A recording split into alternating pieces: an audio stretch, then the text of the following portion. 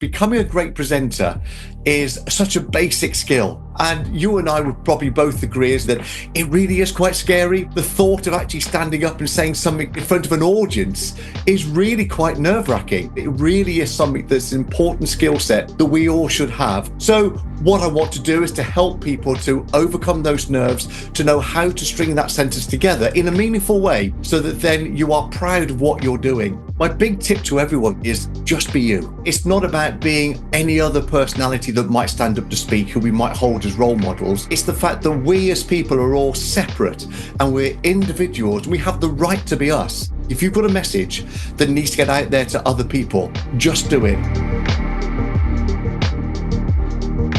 Welcome to this week's episode of Wealth Talk. My name's Christian Rodwell, the Membership Director for Wealth Builders, joined today by our founder, Mr. Kevin Whelan. Hi, Kevin. Hi, Chris. Good to be with you again, and good to hear from one of the friends and member of Wealth Builders too. Indeed. Mr. Andy Haynes joins us once again. He's no stranger to Wealth Talk. Today, he's talking about how you can communicate with confidence. And today, it's all about the skill of becoming a good communicator and being comfortable speaking publicly, which we know is a big fear for many people. Well, for some people fear it more than death, apparently. Yeah. And, it's a crucial skill, whether it be business, investing, pitching for a joint venture, attracting clients, educating, lots of things there. Public speaking really does have true value. Yeah. And whether the audience is 2 people or 2,000 people, it's a vital skill. And it's one that I think a true wealth builder should pay some attention to mastering. And it's relevant to all the pillars, Chris, not just the ones you mentioned, but certainly the more entrepreneurial pillars, certainly property, attracting private investors, business. Heard from Louise Hill not so long ago when she talked about how many pitches she did, for Go Henry. If you're if you're building joint ventures, collaborations with others, you've got to really find a win-win scenario, which is often done in a group environment. And finally, of course, the whole pillar itself of intellectual property, which Andy speaks eloquently about because he's an author. And the stem of author, of course, is authority, or that's the stem of it. And so if you can create multiple layers of that authority, I think creating the right image in terms of your own personal branding, wherever you fit on building wealth, I think it's quite critical. And good to teach the next generation as well. Yeah, and Andy truly is an experienced expert in this area, as you will hear, multiple business owner, property investor, and we absolutely love having Andy in our community. But I think it's probably time for us to head on and have our conversation today with Mr. Andy Haynes.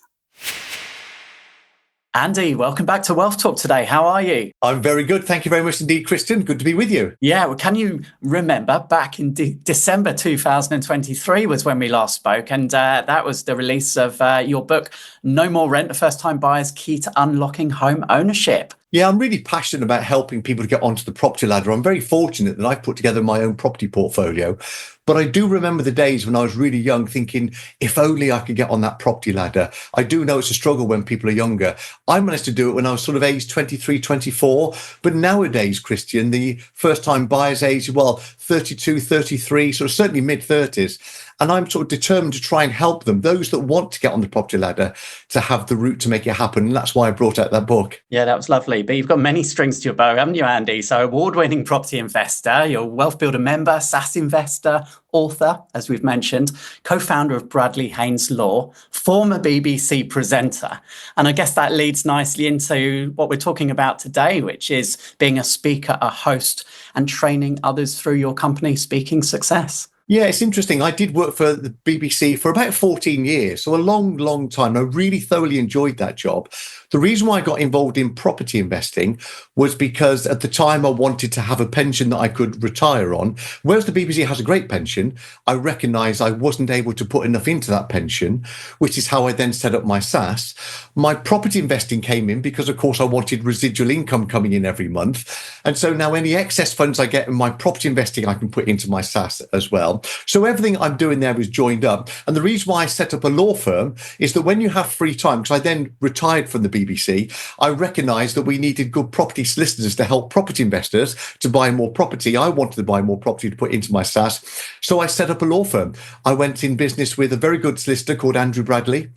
We used his surname and mine to become Bradley Haynes Law. And now we've got about 40 of us working in the company. We've been going around about 10 years now. So we're not new to that. So that's how all of that happened. It's all joined up, though. It's not sort of disconnected from it. But the reason why I'd like to talk today about speaker training is because I really think that becoming a great presenter is such a basic skill. And you and I would probably both agree, as many people sort of watching this and listening to this would agree, that it really is quite scary. The thought of actually standing up and saying something, in front of an audience is really quite nerve-wracking. And there's lots of help and tips I want to give to people. It really is something that's an important skill set that we all should have. Not least the fact, Christian, that, if we've got a day job, for example, it may well be that the boss is ill and all of a sudden you're the person pushed to the front of the room to say, get on that stage and go and make a big talk. Now, how would you feel about that? Or maybe it's something that, you've got a big birthday coming up and all your friends get together, this surprise party. Hey, come on, Christian, speech. You're thinking, oh, my goodness me, how do I string a sentence together? So what I want to do is to help people to overcome those nerves, to know how to string that sentence together in a meaningful way so that then you are proud of what you're doing. And the big thing I want to start off here with is that yes, I am a BBC presenter, or should I say a former BBC presenter, and I'm very confident when I'm standing up to speak, but I have had a lot of practice with this. I do remember the days when it was scary, it was nerve-wracking, and would I really have wanted to be that first person getting up to make the talk? Well, the answer is still today, I'm not the first person up to actually make that talk. Yes, if I'm invited, I will do it, but I'm not the loudest in the room. I'm not the person that you would go to and necessarily think he's the obvious choice. I'm really quite quiet in that room. But when I get on stage, I shine because I've had some training to make that happen. And I do offer, not that I'm here talking about selling any training, but I can offer and help people if they're ready and willing to want to go on to some kind of a journey to help them to make it happen. I can share with people so many tips and techniques. But I'd love to bring out lots of those in this short time we have together, Christian, to help people to know that they really can get up there and stand up and speak in front of any audience. Well, I can't wait to pull some of those tips and tricks out of you, Andy. But I think it's worth just circling back to, you talked at the beginning about the multiple different things that you have going on.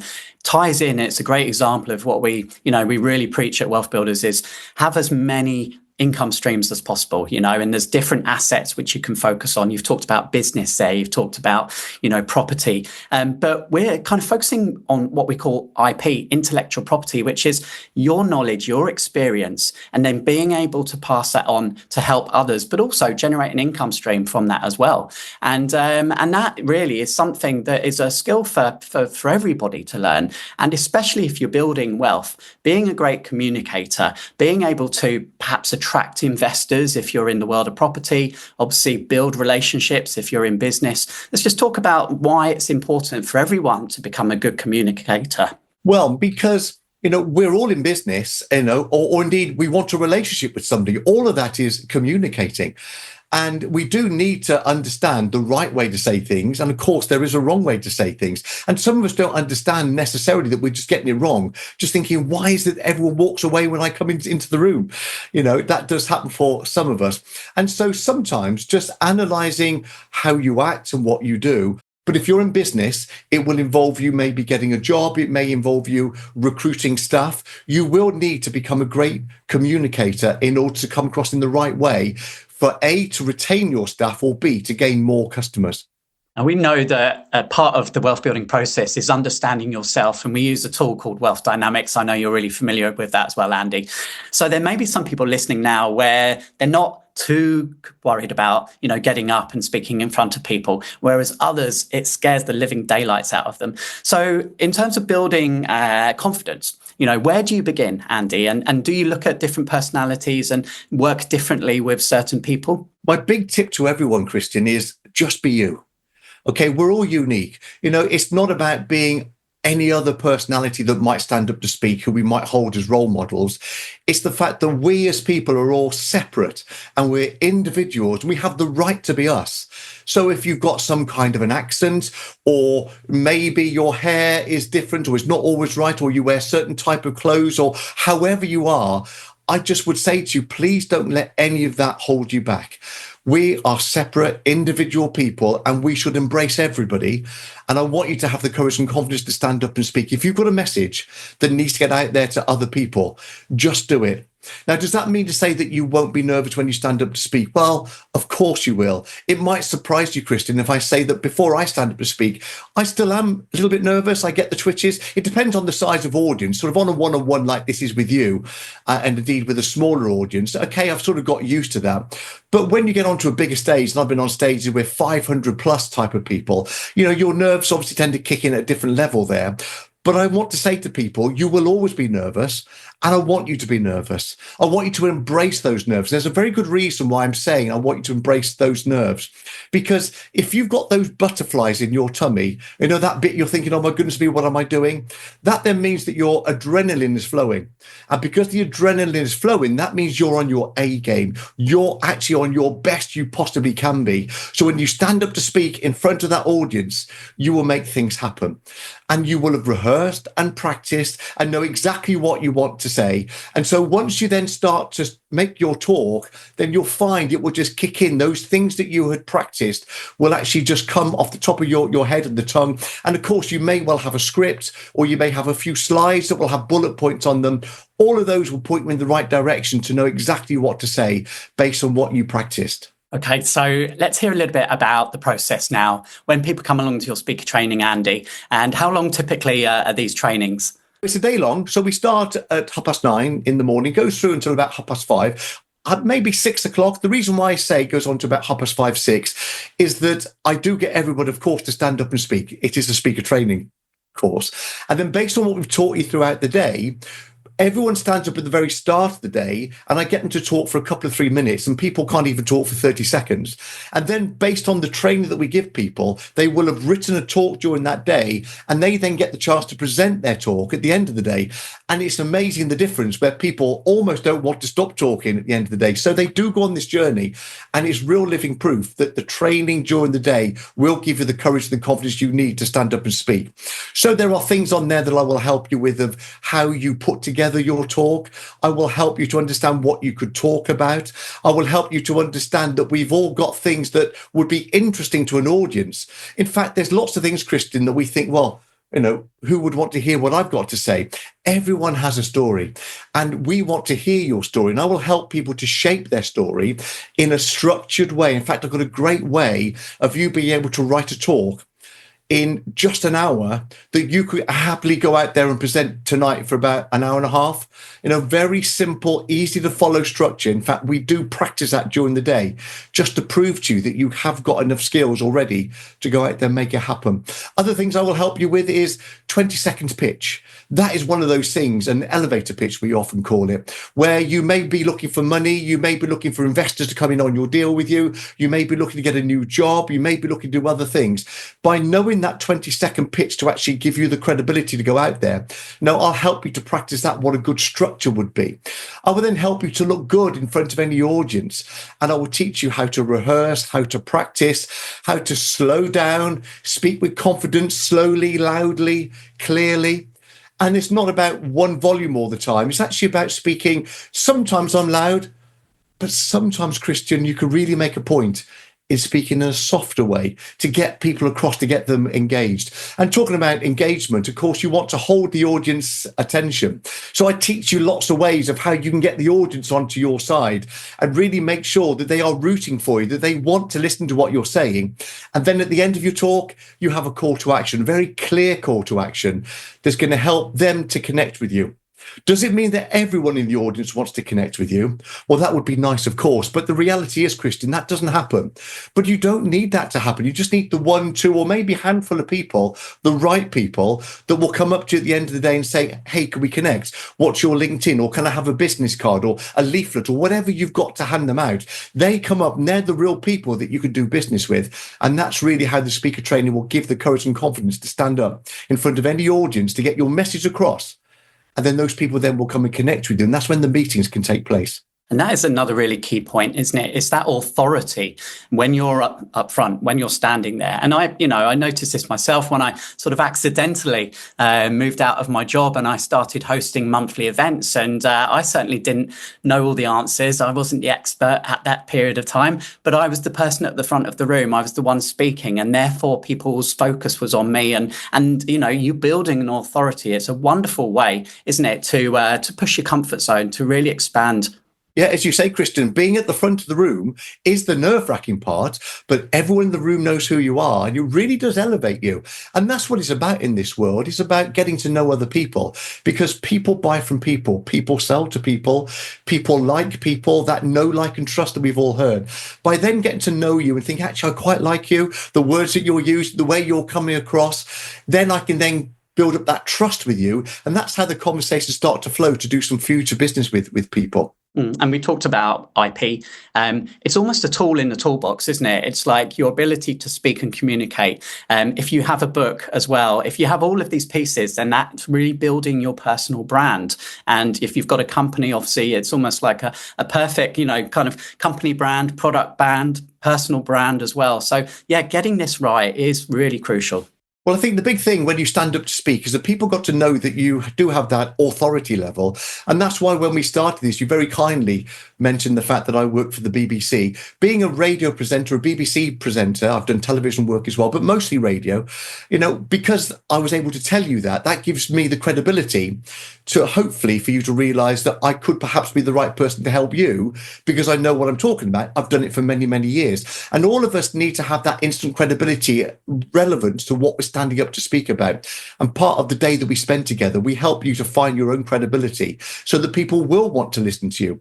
There's other elements I've done. I've done property training. I've been on other people's courses where I've been trained to invest in property.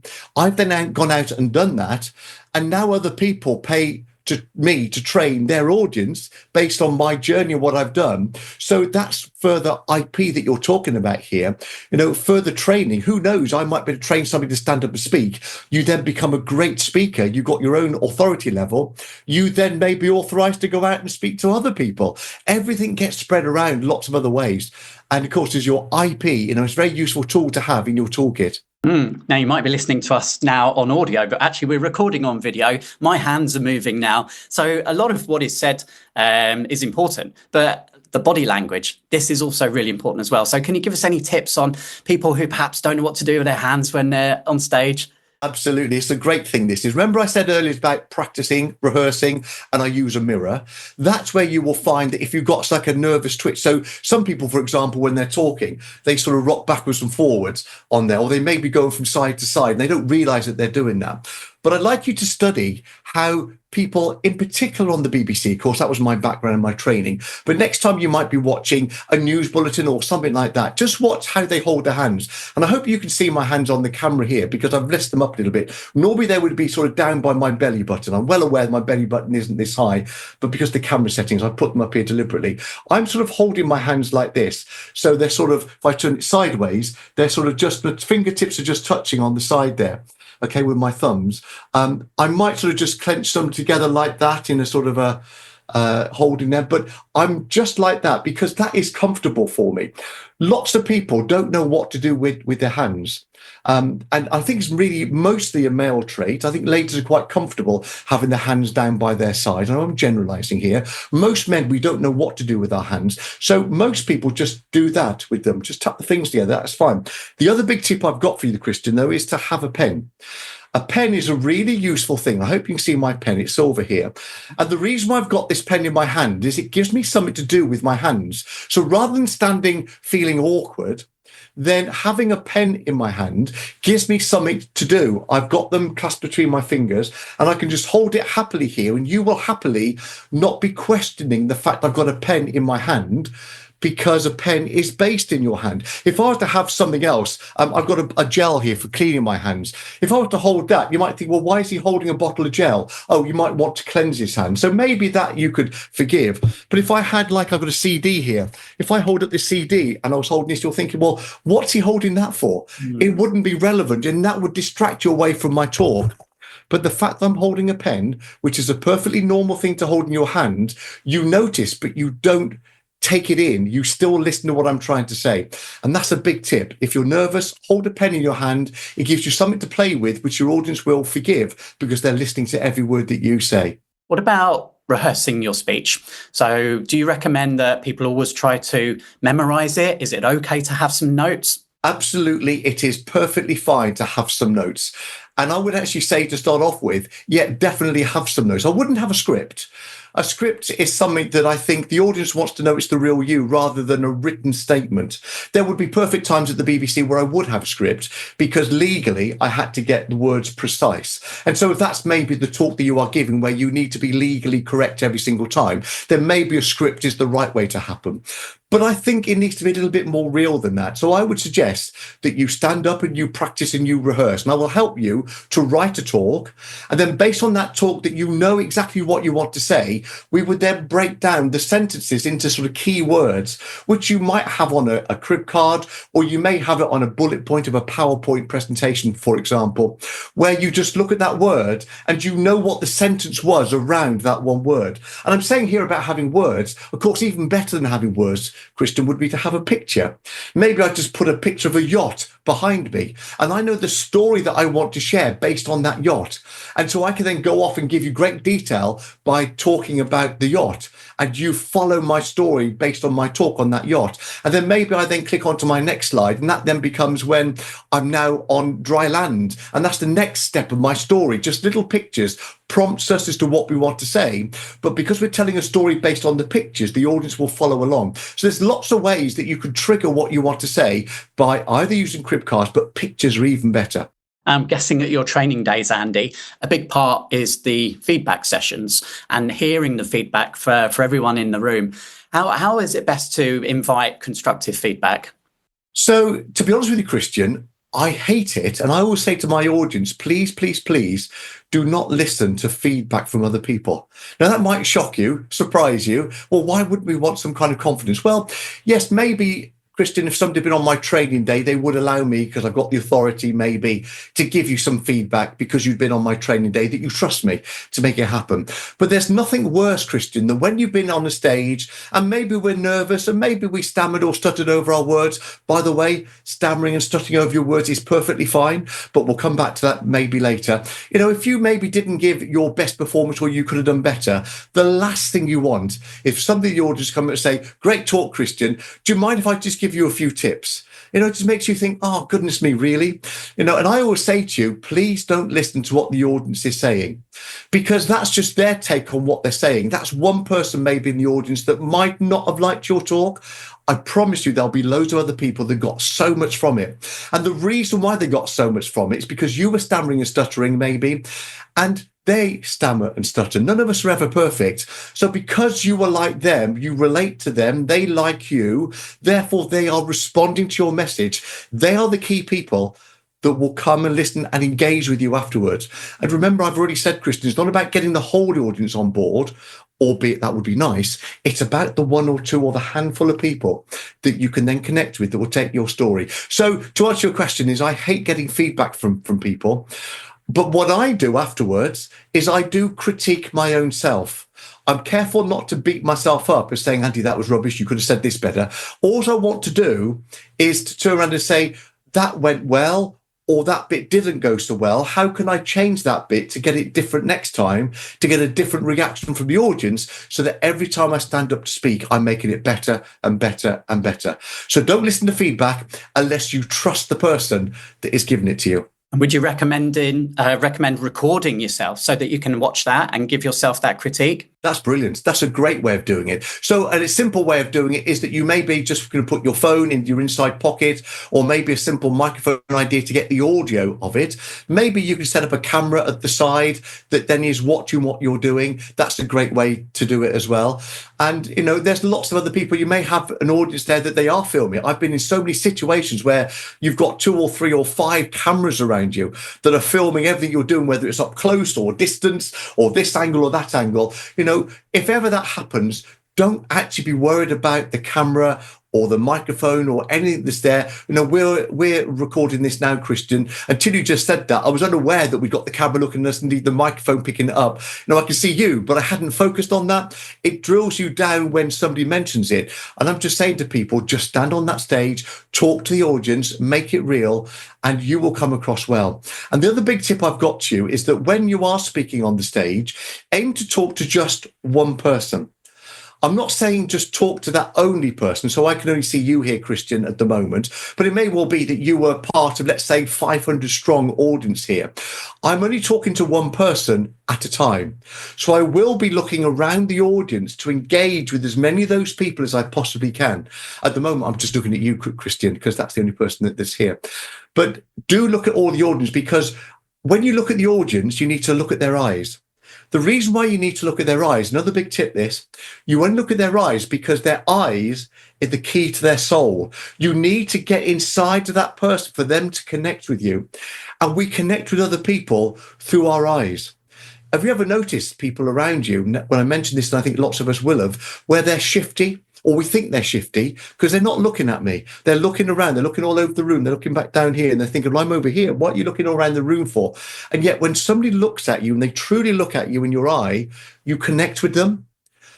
And if you understand that to be true, then when you're standing up to speak, then you would talk directly to people in their eyes. Even if it's a room full of people, you move from person to person to person, but you look at their eyes so you can connect with their soul. Definitely don't look at the same person for the whole time. That might be a bit freaky. Well, it is a bit freaky. It puts them off. They think, oh my goodness, they're staring at me. I want to write something down, but I can't because they're looking at me. I can't look away right now. Yeah. Okay, wonderful. So I'm sure even after all these wonderful tips, Andy, people listening now going, no, you'll never get me on there. I'll never do that in a million years. You must have had some wonderful success stories in the past where you've had people come along to your trainings, absolutely petrified at the start of the day. They've embraced it. And by the end of it, you know, they're a new person. Well, to be honest with you, Christian, standing up to speak in front of an audience is really very, very easy. And what I want to do during the training day is to let you understand that you can do it, because you will practice it during the day. It'll be a safe place during the day. So we might have a bit of a giggle, but we won't be laughing at anybody. It will be a fun, constructive, interactive day with people that you will then recognize at the end of the day to say, I can do it. I can stand up to speak. And then, of course, I will give you the courage and the confidence and the credibility to stand up and have a strong message to go out there and tell your audience. And that is the big secret, Christian. You know, it's got to be a real reason for you to stand up and speak. When your message is stronger than your fear, then you will want to go out and deliver it. And I've helped so many people that have gone on to do bigger, better, stronger things, you know, really successful things, just because they had the guts, the courage to actually come along, spend a day with us, learning the ropes, going out there, practicing, making it all happen. But more importantly, delivering their message to the audience that needed to hear it.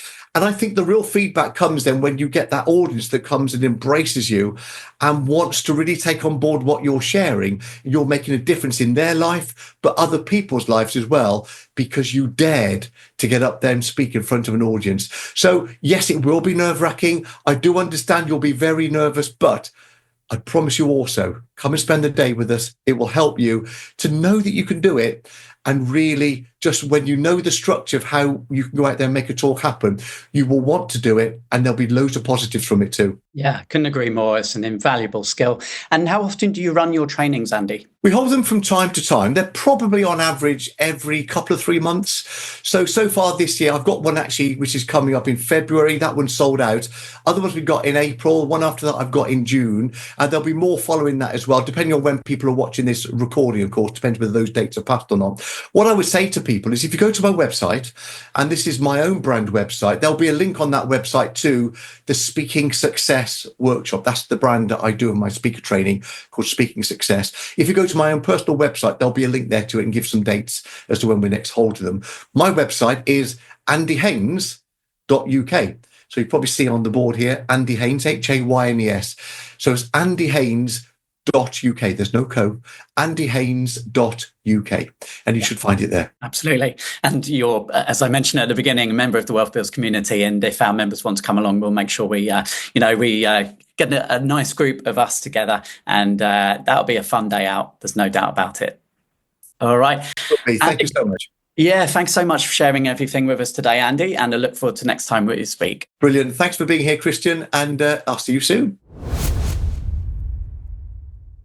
Okay, so lots of good information, as always, shared by Andy. Before we dive into some of those areas, I'd love to read out a review we've had on Trustpilot this week, Kevin. And we're always holding webinars very regularly, and it's lovely, actually, that someone has taken the time to actually write some words and say that they attended our webinar, which was a week ago, and was really impressed. And the session was informative, well-structured, and packed with practical insights on creating multiple income streams. The presenters shared valuable strategies without a sales pitch, making it a genuinely educational experience. Their expertise and clear explanations made complex topics easy to understand. Was that us then? Did we do that? Apparently so. Yeah, okay, fair enough. You know, we always like to give education, and of course we want to build the membership, and that's a core part of what Wealth Builders is helping people and working together with people who want to achieve financial security. And that was the topic, I think, of that webinar. So yeah, but we never push, and hopefully that comes across with all of the free content and the 5+ years of podcasting that we've been doing too. Well, yeah, I mean, I love the fact that part of the whole journey of showing people what to do is then to say you can do it faster, safer, and more enjoyably if you do it in the right environment. So I don't think wealth building is a DIY skill, and I don't think speaking on stage is a DIY skill. I don't think you can just wing it. I think it's an incredibly valuable skill to be able to learn, to master, to practice, and to build expertise in it. And definitely it's interesting, Chris, one of the lessons I was taught when I was learning how to be a public speaker, and I think it is a skill, is always reveal where you're from, because people will try and work out what your accent. I was doing some work, I'm doing a big extension, a big bit of work in my home, and Virgin were there today, and the guy was there, and he was from Barry Island. And he said, "You're not from Wales, are you?" And I went, "No." So, it just people hear my voice, which I'm obviously tuned to and you're tuned to, but think it comes from somewhere else. So often when people do that in a speaking environment, they're concentrating much more on where's that guy from than the message. So I always get that out pretty early, so a Geordie, but softened by 35 years of living in London. And then they stop thinking about South Africa, Wales, or where else am I accused of? Ireland. So somewhere in the singy territory of that voice. But it sounds like you don't need to do it, but you do. And, Andy's a consummate professional in this. You don't get 14 years of experience at the BBC. He's such a BBC guy, isn't he? You can just hear that, It's almost like, it wasn't obviously scripted, but the whole idea, as you can see, he's just a true master of his skill set and his craft. Yeah, and at the heart of that, of course, is great storytelling. And we teach this, don't we, as well, when it comes to attracting finance and becoming investable. And there's a fantastic book that we often recommend, Building Your Story Brand, Donald Miller, The Hero's Journey. And everyone's got a story, haven't they? People think they haven't, but actually following a process, it's actually quite easy to craft your own story. Yeah, and, while it's true, and Andy said it, I think, many times, everyone's got a story to tell, but it doesn't have to be your story that you share. You could be an entrepreneur working for a business and then you're speaking on behalf of that business, as Andy has done for many years within the property community, for example. So he's not telling his story, he's more telling the story of good education from somebody else's viewpoint. So I think it's good to be able to master your own story, other people's stories, your business, if you got an outcome, a small story, like I think he mentioned the pitch, the elevator pitch, the 20-second pitch. And I teach that to people when they get a bit nervous about even something simple, Chris, like going to a networking meeting. And they're going there for a reason, but they're quite shy of that, often introverted, feeling a little uncomfortable. And not everybody's comfortable in that environment. And just show them what to say so that they feel confident and have them repeat it back to me. It doesn't take long to do that, 2 or 3 times. And they've mastered a 20-second pitch, and taught to somebody the other day how to do that. And, it's good fun, and it's a confidence build when hey, I can speak for 20 seconds in front of a room of 100 people. Then it doesn't take much just to make that 30 seconds or 1 minute, 2 minutes, 10 minutes. And I think if you've got a good enough story to tell and you want to get it out, the fears overcome. And I think Andy made that very good point as well. And a lovely quote, I think, definitely worth sharing again, I think. Yeah, there was a quote that I pulled out, which Andy said, when your message is stronger than your fear, you will want to go out and deliver it. Isn't that amazing? I mean, that's the joy of it. I remember when I first got invited to speak to 2,000 business owners, and you go, oops, I've never spoken to that number of people before. I thought, I've got to do it because I'm so passionate about helping business owners not depend entirely on their business as their sole source of building wealth. And I wanted to share it. And although I didn't articulate it as eloquently as Andy just did, I think that's how I felt deep down. So I took the challenge and it worked. And I think it always does work because the audience are rooting for you anyway, because they want to hear a good message. And it doesn't matter if you're slightly different, quirky, unusual, got a Geordie accent or not. Doesn't really matter. What matters is the power and the confidence that you deliver the message. And of course, there's techniques, slowing down, speeding up, thinking very carefully. I think we've got one client who we know who is a stutterer, in fact, and he's been taught specifically to give himself plenty of time. And most people, when they're speaking, they rush. So speaking more slowly, speaking more conscientiously, speaking more deliberately. And a lot of people comment on the fact that I use the triples all the time. So for example, my triple in this space with IP is how do you repackage, repurpose, and redistribute what you know for profit? And just constantly looking for that triple whammy, because then you've got it in your head and there's your trigger point to be able to say that. So there's pretty much every pillar I've got a triple somewhere. 3 is the magic number in so many instances. So I would highly recommend that you go and check out Andy's upcoming training days. Reminder of the dates, 27th of April, 29th of June, 2025. So if there's still time, get booked in, but I'm sure there'll be dates to follow that. So head to Andy's website. He gave the address, andyhaynes.uk, or click the links in today's show notes. And that will be a day very well spent. If you can get his Midlands, isn't it? Yeah. Okay. All right. Well, I could definitely recommend Andy. I've seen him in action, and I know many people attribute their confidence in being able to speak publicly to his skill set. So, yeah, good luck with that. But lots of good books to read on the subject as well, and some of the joined-up thinking. For example, as well as Build a Story Brand by Donald Miller, there's the KPI, or the Key Person of Influence, by Daniel Priestley, and his brand has gone from strength to strength, isn't it now? Amazing what Daniel's doing. So we definitely heartily recommend Daniel. And many of the best and most successful business owners and wealth builders in general have had to master this, even if they didn't want to. So it's a key life skill. And I want to mention, Chris, it's a life skill also for the next generation, because you want the next generation to be equipped not just with money, but with wisdom. And wisdom often comes from the ability to express yourself in business environments and other environments confidently, and recognizing that there's no value in just being comfortable. You have to put yourself through levels of discomfort truly to be wealthy. You can only build wealth with a level of discomfort, because you have to overcome the inertia in all areas of your life. And this just happens to be very, very important. Indeed. And you mentioned some books there, and there's a whole catalogue of free books, your book, my book, Daniel Priestley's book, many of the experts that we've had on the podcast inside our free membership. So if you're not a free member, just head to WealthBuilders/membership and you can get access straight away and start downloading and reading those.